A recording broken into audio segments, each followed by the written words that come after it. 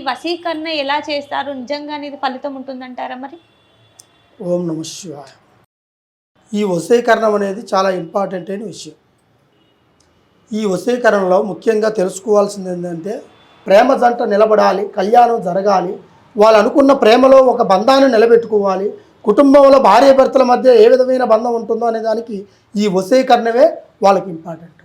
ఈ వశీకరణం అనేది వాళ్ళ పేరు బలాలను బట్టి, భార్యాభర్తల పేరు బలాలు, ప్రేమికుల పేరు బలాలు, ఈ పేరు బలాలను బట్టి ఎంతలా మనిషినైనా మనం వశపరుచుకోవచ్చు. దీంట్లో ఆ విద్య తెలిసిన వాళ్ళు, దాని సారాంశము, అందులో ఉన్న పట్టు, ఆ విద్యలో ఉన్న ఒక ప్రయత్నాన్ని కనిపెట్టిన వాడు దాన్నే చేయగలుగుతాం. కొంతమంది కొన్ని రకాలుగా చెబుతుంటారన్నమాట. ఏం కాదులే, ప్రేమ జంటను కలిపేస్తాం, చేసేస్తామని. అలా కాదు. వశీకరణం అనే దానికి 3 విధాలుగా ఉంటాయి. ఈ వశీకరణంలో ప్రేమాభిమానం కలిగి ఒక మనిషికి ఉంటుంది, ఒక మనిషికి ఉండదు. ఆడేం చేస్తాడు, ఆ అమ్మాయి కావాలనుకుని కూర్చుంటాడు. మరి ఆ అమ్మాయికి ప్రేమ లేదు, కావాలనుకొని వీడు కూర్చుంటాడు. ఆ అమ్మాయి వద్దనుకుని వేరే రకంగా పోతుంటుంది. దాన్ని మనం ఏ విధమైన ప్రయత్నమైనా చేయొచ్చు. ఎందుకంటే గతంలో వీళ్ళ ప్రేమలో ఉన్నోళ్ళు కాబట్టి మధ్యలోనే వీళ్ళకి తెగిపోయిన బంధం. తర్వాత భార్యాభర్తల బంధం కూడా అలాంటిదే.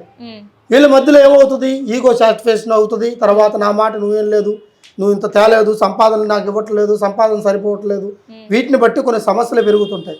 ఇటువంటి సమస్యలు ఎవరికి ఉన్నా కూడా ఒక్కసారి మమ్మల్ని సంప్రదిస్తే ఈ వశీకరణాన్ని చేసి భార్యాభర్తలను కానీ, లేకుంటే ఈ ప్రేమ జంటలను కానీ, లేకుంటే ప్రేమించుకొని పెళ్లి చేసుకోవాలనుకునే వాళ్ళకి కానీ సరైన పరిష్కారం చేసి ఈ కొత్త సంవత్సరంలో వారికి మంచి జీవితాన్ని, మంచి సంకల్పాన్ని, వాళ్ళు అనుకున్న గమ్యాన్ని చేర్చుకునేలాగా నేను పరిష్కారం చేస్తాను.